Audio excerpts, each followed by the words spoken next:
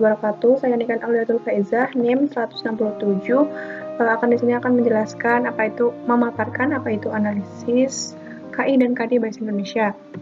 Pertama adalah pengertian KI dan pengertian apa itu KD. KI sendiri adalah tingkat kemampuan untuk mencapai standar kompetensi lulusan yang dimiliki peserta didik pada setiap tingkat kelas atau program yang menjadi landasan pengembangan kompetensi dasar. KI mencakup 4 dimensi yang mencerminkan sikap spiritual, sikap sosial, pengetahuan, dan juga keterampilan. Kemudian ada kompetensi dasar. Kompetensi dasar itu sendiri adalah kemampuan untuk mencapai kompetensi inti yang harus diperoleh peserta didik melalui pembelajaran. Kompetensi dasar berisi sikap, pengetahuan, dan juga keterampilan. Kemudian di sini adalah ada tujuan dan manfaat seperti yang telah tertera di bawah di sini bisa dibaca. Kompetensi inti dan juga ada kompetensi dasar.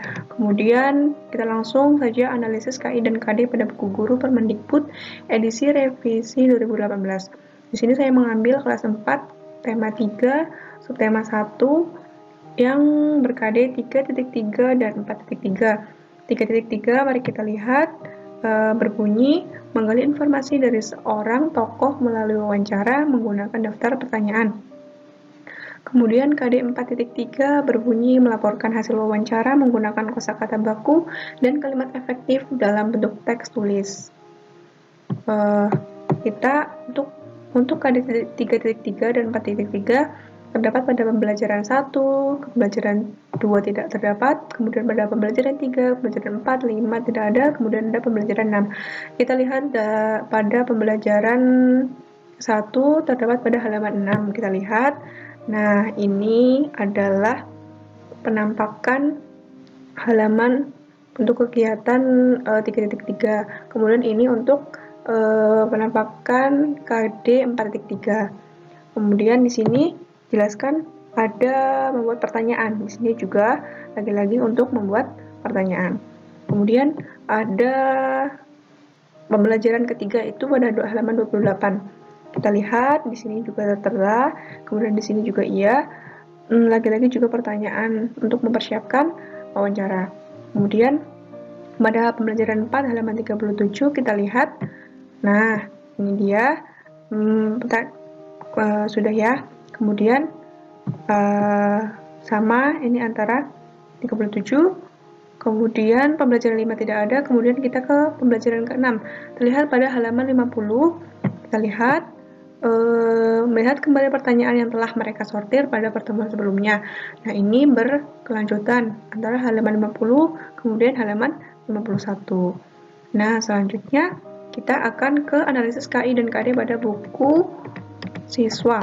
Nah, kita lihat buku siswa tadi KD-nya sama, kita lihat ada pembelajaran 1, kita terdapat pada halaman 2. Nah, ini kegiatannya. Menuliskan sebanyak-banyaknya tentang tanaman, kemudian menulis pertanyaan untuk dijadikan persiapan wawancara. Ini juga terdapat pada halaman 4 untuk KD 4.3. Nah, ini siswa disuruh untuk mengamati gambar, kemudian untuk menuliskan pertanyaan sebanyak-banyaknya, minimal 5. Terus kemudian pada pembelajaran kedua tadi tidak terdapat, kemudian langsung ke pembelajaran 3 kita lihat terdapat pada halaman 23. Nah, ini dia mengambil pertanyaan yang telah kamu buat, kemudian mendiskusikan.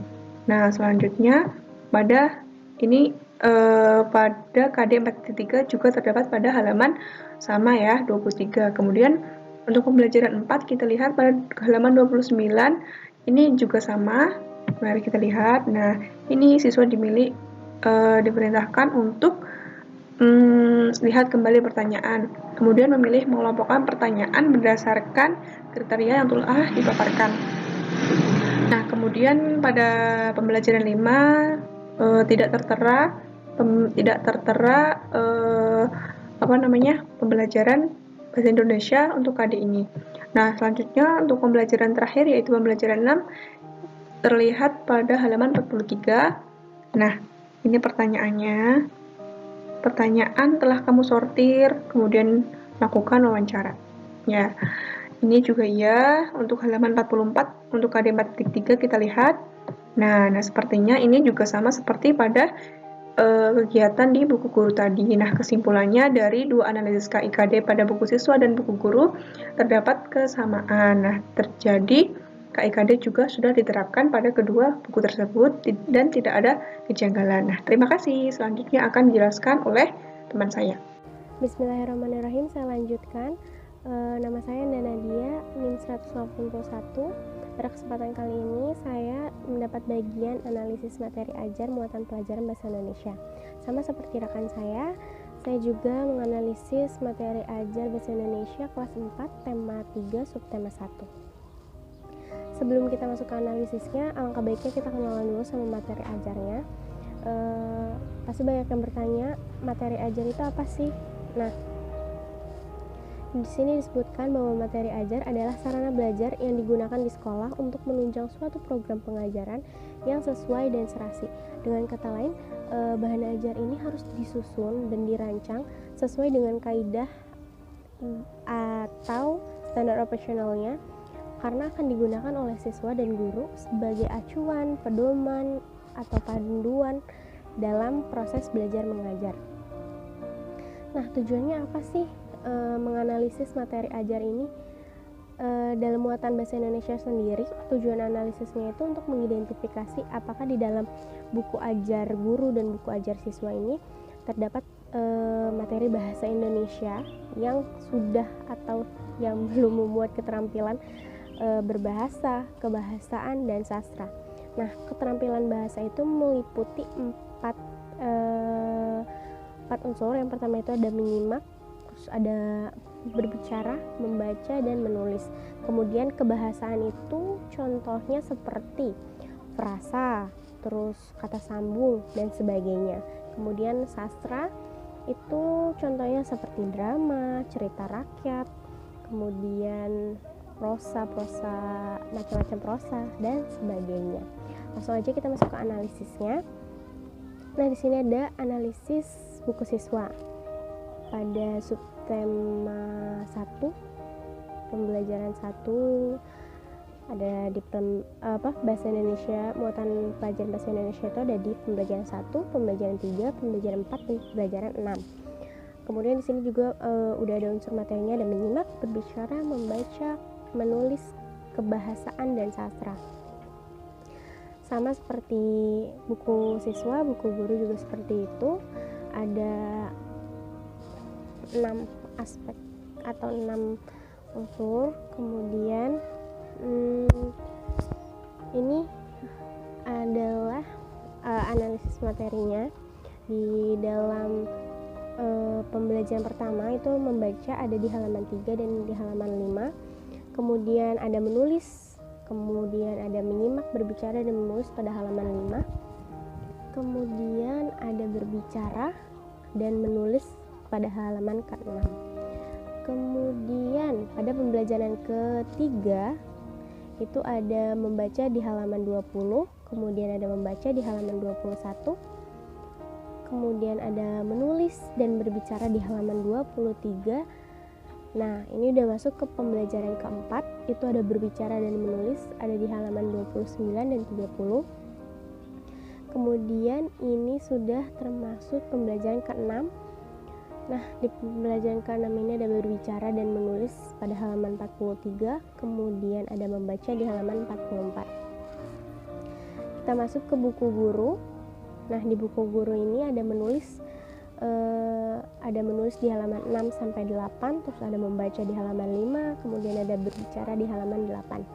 Kemudian pada pembelajaran ketiga ada membaca di halaman 27, 28, dan menulis di halaman 28. Kemudian ini pembelajaran ke-4, itu ada berbicara dan menulis pada halaman 37, kemudian ada menyimak di halaman 37, kemudian ada berbicara di halaman kayaknya ini 37 juga. Terus kemudian di pembelajaran ke-6 ada membaca, berbicara, dan menyimak pada halaman 51 dan 52. Nah, dari yang sudah kita analisis ini, kita lihat di buku siswa itu menyimak hasilnya ada satu dalam 6 pembelajaran atau dalam satu subtema itu ada 1 menyimak, kemudian ada 6 berbicara, kemudian ada 12 membaca, ada 7 menulis. Kebahasaan 0 dan sastra 0. Nah, kemudian di buku guru itu ada menyimak 2, kemudian ada berbicara 5, kemudian ada membaca 4, dan menulis 8. Kebahasan dan sastra juga sama 0. Nah, dari sini kita bisa lihat terdapat perbedaannya antara buku siswa dan buku guru. Materi buku siswa dan buku guru sebenarnya mungkin bukan beda yang memang signifikan banget gitu. Ini bedanya cuma beda-beda yang penataan katanya tersurat dan tersirat aja. Jadi kayak misalkan ini di buku siswa menyimak ada 1 dan itu ada di pembelajaran 1, sedangkan di buku guru itu menyimak ada di pembelajaran 4 dan pembelajaran 6. Penggunaan katanya itu berbeda di dalam buku guru dan buku siswa. Jadi kadang di buku guru itu dijelaskan kalau guru menjelaskan, tapi di buku siswa itu tidak dijelaskan kalau guru itu menjelaskan. Jadi kemungkinan itu banyak yang memang tersirat dari penyampaiannya seperti itu. Jadi secara keseluruhan analisis buku ini kesesuaian materi dengan ini dengan unsur-unsurnya sudah lumayan. Ini udah ada keterampilan berbahasanya. Memang kebahasaan dan sastra itu kemungkinan nanti ada di tema-tema yang akan datang. Baik, selanjutnya kami akan membahas tentang analisis video microteaching. Nah, di sini saya akan menjelaskan terlebih dahulu apakah yang dimaksud dengan microteaching. Microteaching sendiri berupa metode pelatihan pendidikan di lingkup kecil atau skala kecil dan terbatas. Nah, tujuan microteaching ini sendiri yaitu dalam rangka meningkatkan keterampilan mengajar, mendidik, dan membimbing peserta didik. Nah, pembelajaran microteaching ini sendiri sasarannya adalah para pendidik di bidang keguruan dan pengajaran. Dalam analisis video microteaching ini, kami menekankan pada pembentukan karakter. Bagaimana penyusun video microteaching ini membentuk karakter di praktik microteachingnya, karena pada dasarnya diketahui bahwa selama ini saat praktik microteaching biasanya mahasiswa sebagian besar fokus pada penyampaian materi pembelajaran, sehingga seringkali upaya pembentukan karakter terabaikan. Padahal salah satu ciri dalam pembelajaran kurikulum 13 adalah adanya upaya pembentukan karakter pada siswa sekolah dasar.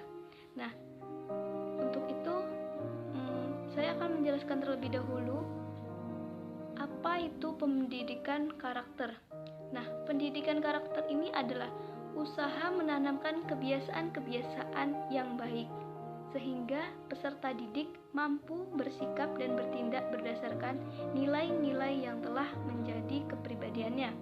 Nah, untuk karakter itu sendiri adalah nilai-nilai yang khas yang berdampak baik terhadap lingkungan yang terpatri dalam perilaku siswa itu sendiri.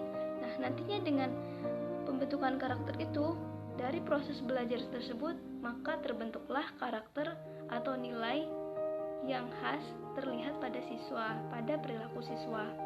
Nah, dari karakter itu sendiri disebut juga dengan nilai-nilai yang khas. Ada beberapa karakter yang seharusnya ada pada RPP dan diperlihatkan dalam praktik microteaching, pembelajaran microteachingnya. Nah, diantaranya adalah nilai atau karakter religius, jujur, toleransi, disiplin, kerja keras, kreatif, mandiri, demokratis, rasa ingin tahu, semangat kebangsaan, cinta tanah air, menghargai prestasi, bersahabat atau komunikatif. Nah, untuk selanjutnya teman-teman bisa melihat.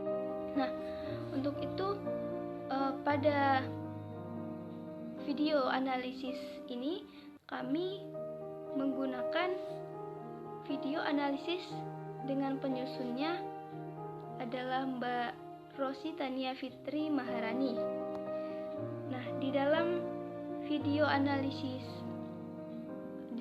microteaching ini kami mendapatkan temuan berupa penanaman karakter yang sudah dilakukan oleh penyusun di praktek microteachingnya. Nah, di sini identitas videonya penyusun Rosi Tania Fitri Maharani, kelas 4 semester 2. Tema yang digunakan tema 1 selamatkan makhluk hidup, subtema 1 tumbuhan dan sahabatku, pembelajaran ke-1 muatan pelajaran ilmu pengetahuan sosial dan bahasa Indonesia. Alokasi waktu 35 menit. Nah, temuan yang kami dapatkan berupa karakter atau nilai yang sudah dibentuk dalam praktik microteaching Mbak Rosi, yaitu ada 8 karakter. Yang pertama, karakter religius, yaitu pada kegiatan berdoa bersama sebelum dan sesudah memulai pembelajaran. Nah, selanjutnya ada nilai atau karakter disiplin, di mana guru melakukan presensi oleh mengecek untuk kehadiran siswa. Nah, selanjutnya karakter nasionalisme. Nah, di sini diperlihatkan pada kegiatan pembuka. Guru mengajak siswa untuk bernyanyi lagu nasional, meningkatkan karakter nasionalismenya dengan lagu Satu Nusa Satu Bangsa. Selanjutnya ada karakter teliti, yaitu di mana siswa menyimak video mengenai pembelajaran yang akan dipelajari. Nah, di sini kami tetapkan pada pembelajaran IPS, yaitu tentang letak geografis dan karakteristik sosial budaya negara-negara yang ada di wilayah ASEAN. Selanjutnya ada karakter bekerja sama. Terlihat ditanamkan pada kegiatan berkelompok. Nah, untuk karakter ke-6 percaya diri, ke-7 tanggung jawab, ke-8 menghargai prestasi. Selanjutnya, kami ada sedikit saran untuk video microteaching ini. Pertama, kami mengapresiasi bahwa untuk penampilan video microteaching Mbak Rosi Tania sudah baik, metode serta model yang digunakan sudah dapat membuat siswa mudah untuk memahami materi. Guru juga sudah baik dalam mendampingi siswa mengerjakan tugas. Nah, sarannya sedikit saja, guru dapat memberikan wejangan terlebih dahulu untuk menarik minat siswa sebelum memulai pembelajaran, serta dalam mengajar guru tidak terlalu monoton. Nah, sehingga siswa hanya diminta mengerjakan tugas. Nah, di dalam video ini guru hanya memberikan tugas sehingga terlihat monoton. Memberikan pengantar yang menimbulkan rasa ingin tahu juga diperlukan. Nah, untuk itu belajar untuk bagaimana menarik perhatian siswa. Sebaiknya guru menggunakan kalimat atau kata yang mudah saat menjelaskan agar siswa mudah memahami apa yang dimaksud oleh. Perkenalkan, nama saya Wahyu Armani Wibisono, NIM 183. Di sini saya akan menjelaskan tentang analisis bahan ajar atau materi ajar muatan pelajaran IPS. Nah, sebelum menganalisis, kita terlebih dahulu mengetahui pengertian dari bahan ajar itu sendiri. Bahan ajar adalah seperangkat sarana atau alat pembelajaran yang berisikan materi pembelajaran, metode, batasan-batasan, dan cara mengevaluasi yang didesain secara sistematis dan menarik dalam rangka mencapai tujuan yang diharapkan, yaitu mencapai kompetensi atau subkompetensi dengan segala kompleksitasnya. Menurut ini dikutip dari Widodo dan Jasmadi dalam Lestari tahun 2013. Kemudian fungsi dari bahan ajar itu sendiri ada dua, yaitu bagi siswa dan bagi guru. Fungsi bahan ajar bagi siswa yaitu sebagai pedoman terhadap kompetensi yang harus dikuasai. Sedangkan fungsi dari bahan ajar bagi guru adalah sebagai pedoman dalam mengarahkan kegiatan pembelajaran. Selanjutnya kita akan menganalisis bahan ajar itu sendiri. Di sini kita akan menganalisis buku siswa kelas 4, tema 3, subtema 1. Nah, di dalam tema 3 subtema 1 ini terdapat 6 pembelajaran.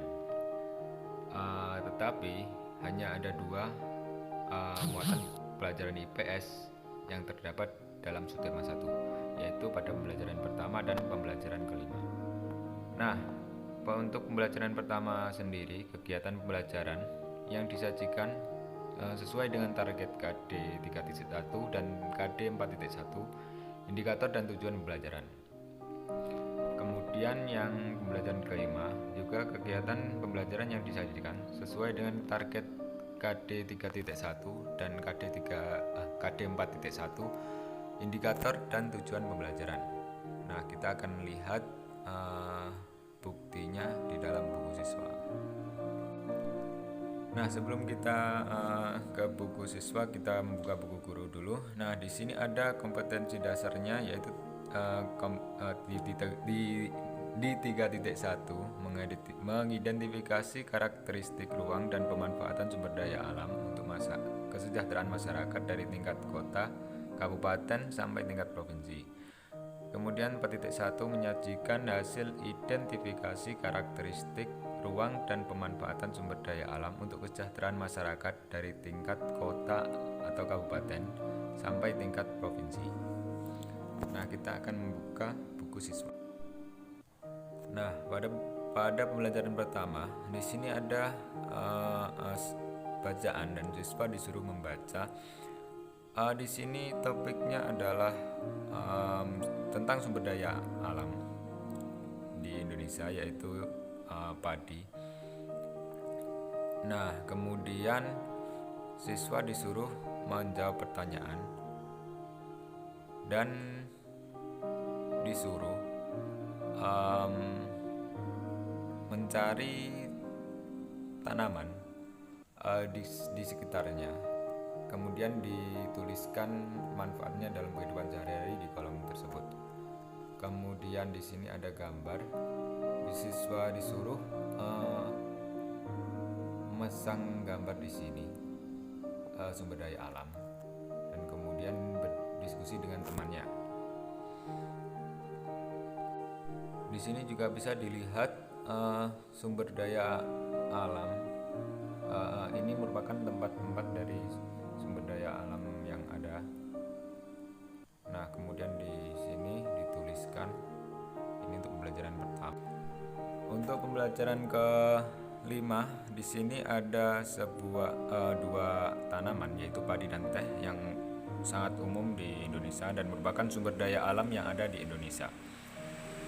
Dan di sini dituliskan kesimpulan dari tanaman padi dan teh di atas. Di sini menurut saya sudah sesuai dengan KD, KI dan KD serta tujuan pembelajaran. Kemudian saran dari saya yaitu tidak ada saran. Cukup sekian analisis dari saya. Terima kasih. Di sini saya Sri Handayani, NIM A5-101-70-195 akan menyampaikan mengenai penilaian autentik PKN. Nah, apa itu penilaian autentik? Penilaian autentik adalah kegiatan menilai peserta didik yang menekankan pada apa yang seharusnya dinilai, baik proses maupun hasil, dengan berbagai instrumen penilaian yang disesuaikan dengan tuntutan kompetensi yang ada di standar kompetensi SK atau kompetensi inti KI dan kompetensi dasar KD. Selanjutnya, tujuan penilaian autentik, yaitu yang pertama, menjadikan peserta didik pembelajar yang berhasil menguasai pengetahuan.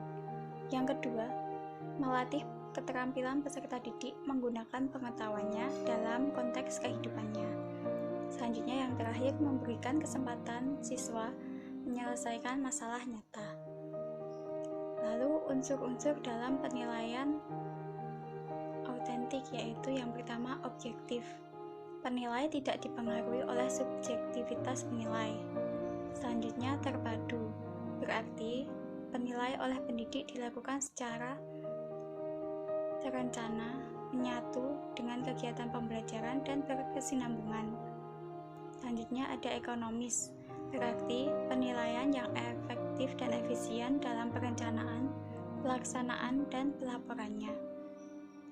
Selanjutnya transparan, prosedur penilaian, kriteria penilaian, dan dasar pengambilan keputusan dapat diakses oleh semua pihak.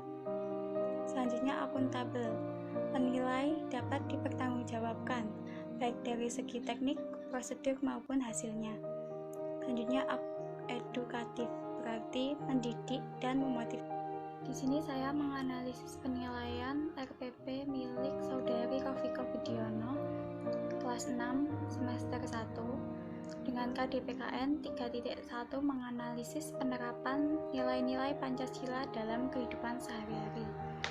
Dengan aspek penilaian autentik yang pertama, objektif, yaitu ada dibuktikan salah satunya pada aktivitas pembelajaran berikut. Pembukaan peserta didik berdoa sebelum pembelajaran dimulai. Terdapat penilaian sikap spiritual dalam penilaiannya dengan skala 1-3, di mana untuk menghilangkan unsur subjektivitas pada guru. Hal ini dapat dibuktikan melalui RPP. Nah, di sini dapat dilihat sebelum pembelajaran dimulai peserta didik berdoa terlebih dahulu. Selanjutnya dalam penilaiannya juga terdapat penilaian secara spiritual atau religius dengan skala 1-3. Aspek terpadu ada dibuktikan salah satunya pada aktivitas pembelajaran berikut. Peserta didik berdiskusi membuat kesimpulan dari teks. Dari teks diskusi tersebut, peserta didik dapat menemukan nilai-nilai yang terkandung dalam Pancasila, di mana kegiatan tersebut terdapat penilaian keterampilan untuk indikator 4.1. Nah, ini bisa dapat dilihat melalui RPP. Dalam kegiatan inti, di sini peserta didik berdiskusi membuat kesimpulan dari laporan teks. Setelah itu, dari berdiskusi, peserta didik dapat menemukan nilai-nilai yang terkandung dalam Pancasila. Nah, hal ini terdapat pada penilaian psikomotornya, yaitu 4.1. Seperti pada rubrik di sini, dengan skala 1-4. Selanjutnya, ekonomis ada dibuktikan dengan kegiatan pembelajaran yang cukup sehingga penilaian lebih efektif. Hal ini dapat dilihat melalui RPP. Dalam RPP, kegiatan pembelajaran sudah cukup baik. Di sini hanya memuat 2 muatan pembelajaran sehingga lebih singkat. Nah, selanjutnya penilaian yang dibuat pun juga lebih efektif, yaitu ada penilaian sikap, penilaian psikomotor, dan juga penilaian pengetahuan. Selanjutnya aspek transparan.